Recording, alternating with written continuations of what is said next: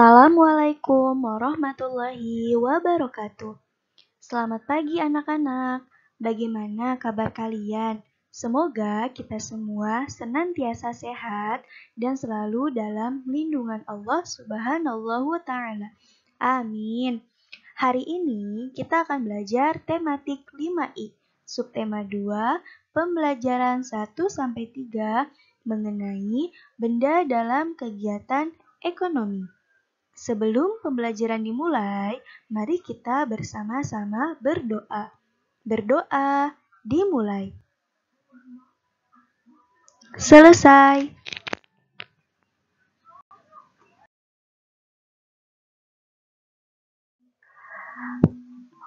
Baiklah, selanjutnya di halaman 54, kita akan kembali mengulas atau membahas mengenai zat tunggal dan campuran. Masih ingatkah kalian mengenai zat tunggal dan campuran? Kalau iya, mari sama-sama kita menulis. Zat tunggal adalah zat yang terdiri atas satu jenis materi dan tidak dapat dipisah-pisahkan lagi. Sedangkan campuran adalah zat yang terdiri atas beberapa jenis materi ataupun zat tunggal. Nah, pada bagian cermat mengamati, kalian bisa melihat di sana ada beberapa gambar minuman.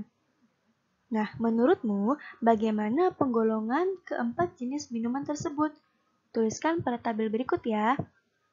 Oke, nama minumannya ada kopi susu, air teh, es sirup, dan jus jambu. Nah, itu semua jenis zatnya adalah campuran. Sedangkan zat penyusunnya kalian catat ya. Untuk kopi susu ada air, bubuk kopi, dan juga gula. Selanjutnya air teh, zat penyusunnya ada air, teh, dan gula. Es sirup, zat penyusunnya ada air, gula, sari buah, dan es. Berikutnya jus jambu, zat penyusunnya ada air, buah jambu, dan juga gula. Kalian sudah mendengarkan instruksi dari saya, kalian bisa catat ya mengenai zat penyusunan dari keempat minuman tersebut. Sudah paham bukan? Oke, selanjutnya kalian simak kembali ya.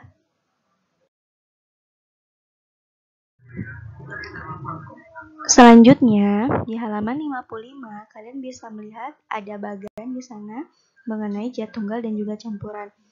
Untuk perbedaannya, kalian bisa melihat di halaman 56, di mana ada beberapa perbedaan dari unsur, senyawa, dan campuran yang disajikan secara sederhana. Dan juga ada perbedaan sifat campuran dari homogen, heterogen, yang bisa kalian lihat di tabel di halaman 56 secara mandiri. Kalian bisa baca dan juga simak baik-baik ya, sehingga kalian bisa membedakan dari contoh unsur, senyawa, dan juga campuran. Contoh unsur sendiri di sini ada besi, emas, raksa, oksigen, dan juga belerang. Sedangkan senyawa ada air, garam dapur, dan juga gula pasir.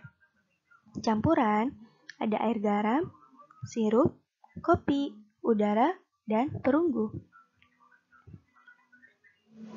Kalian bisa simak secara mandiri ya.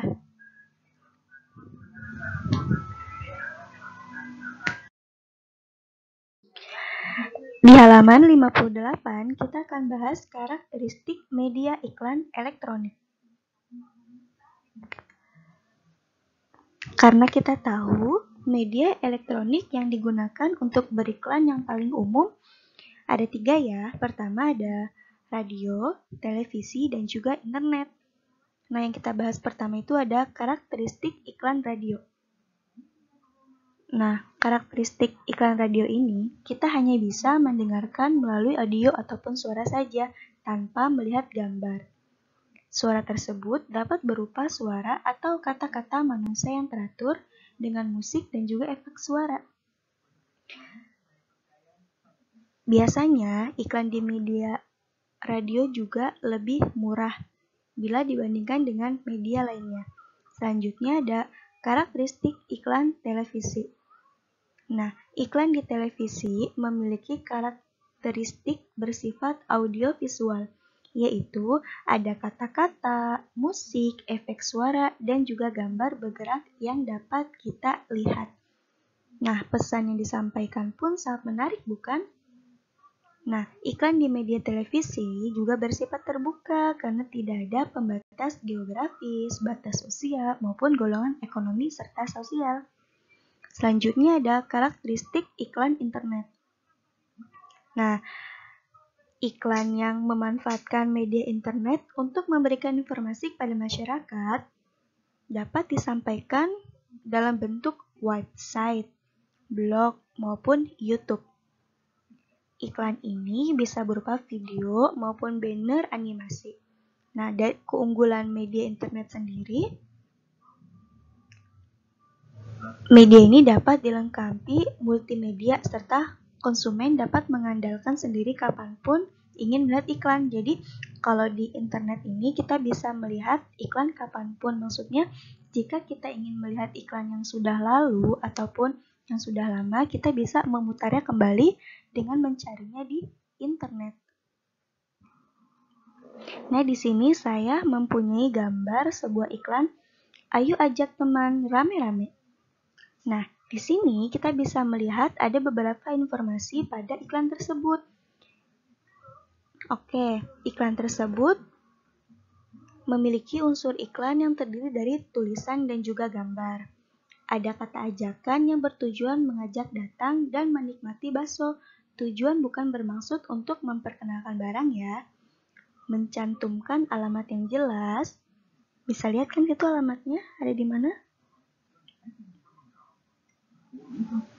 Selanjutnya, yang ditawarkan terkait harga pokok dan juga ada isi iklan, yaitu memberikan gratis 5 minuman jika memesan 5 porsi bakso. Promo berlaku selama bulan Maret. Nah, itu adalah salah satu contoh dari bentuk iklan.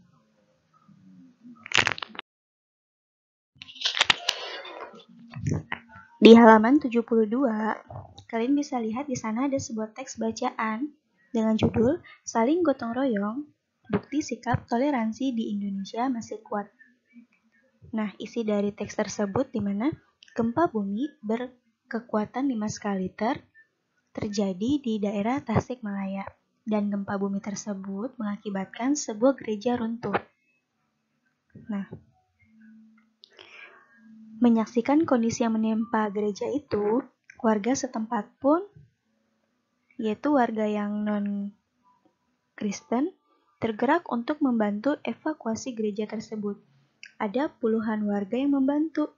Mereka kemudian menyelamatkan piranti gereja yang masih utuh. Nah, itu adalah isi dari cerita mengenai saling gotong royong, bukti sikap toleransi di Indonesia masih kuat. Itu hanya sebuah singkat cerita yang berasal dari daerah Tasikmalaya. Di sini kita bisa melihat bahwa di Indonesia pun kita masih banyak orang yang memiliki sifat gotong royong, saling membantu bahu-membahu.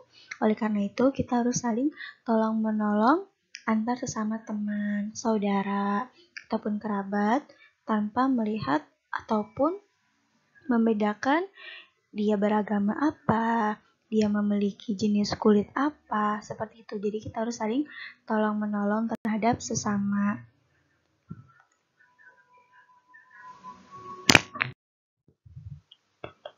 Di halaman 73, kalian bisa lihat bijak menyimak, di mana terdapat beberapa cara menghormati perbedaan yang ada di Indonesia. Karena kenapa? Karena sikap toleransi, kerjasama dalam keragaman, dan gotong royong sudah menjadi napas kehidupan bangsa Indonesia dimanapun berada. Tidak akan ada persatuan tanpa perbedaan. Persatuan yang sudah terjalin jangan diusik, melainkan harus terus dipertahankan dan dikembangkan. Oleh karena itu, kita harus dapat menghormati segala macam perbedaan, baik itu perbedaan dari suku bangsa, agama, budaya, ras, dan golongan. Oke, yang pertama, cara menghormati perbedaan itu ada menghormati suku bangsa Indonesia. Kalian bisa membacanya sendiri dan juga menyimak ya. Di sini menghormati suku bangsa Indonesia itu di mana kita harus melakukan gotong royong yang dapat memudahkan tercapai persatuan dan kesatuan bangsa. Perwujudan sikap menghormati suku bangsa yang berbeda akan tampak pada kehidupan masyarakat, di antaranya pertama, kehidupan bermasyarakat yang rukun seperti halnya dalam sebuah keluarga. Antar warga masyarakat terdapat semangat tolong-menolong, kerjasama untuk menyelesaikan suatu masalah, dan kerjasama dalam memenuhi kebutuhan hidupnya. Lalu yang kedua, menghormati budaya di Indonesia.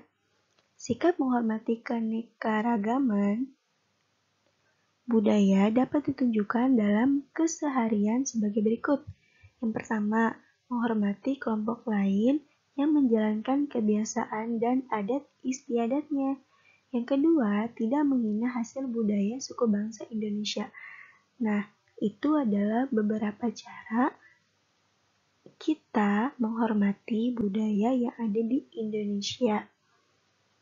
Jadi, jangan saling mengejek. Oke? Yang ketiga, menghormati agama yang ada di Indonesia. Kalian tahu bukan, yang ada di Indonesia ini agama bukan hanya Islam, tetapi ada juga Kristen, Hindu, Buddha, dan lain-lain. Oleh karena itu, kita harus saling menghormati dengan orang yang memiliki agama berbeda dengan kita.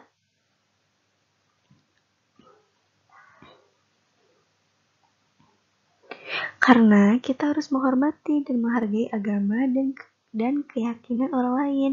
Dengan begitu, kita tidak akan ada pertengkaran seperti semboyan, Bhinneka Tunggal Ika, yang artinya berbeda-beda tetapi tetap satu jua.